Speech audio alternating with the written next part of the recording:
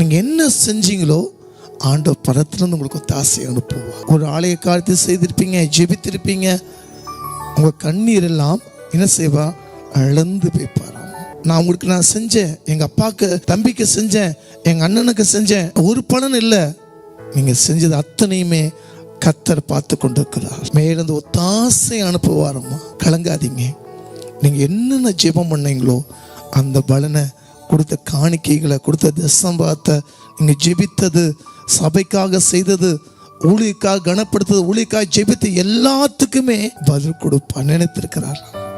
நீங்கள் உலக மனுஷனை பயப்படாதீங்க. உலக கொடுக்க முடியாத சமாதானத்தை நான் இந்த பூமியிலே வைத்திருக்கேன் என்று சொல்லியிருக்கிறார். அன்பான கர்த்தர் தேவ ஜனமே, நம்ம ஆண்டவர் முட்டு பார்ப்போம். ஒரு விலங்குட்டி விலகி போயிட்டாங்களா? கலங்காதீங்க. அவர் ஒருவர் மட்டும் என்றைக்கும் யார் இழந்தாலும் இயேசு மட்டும் வாழ்க்கை இழந்துடாதீங்க. அவரே எல்லாவற்றையும் நன்மையை செய்வார்.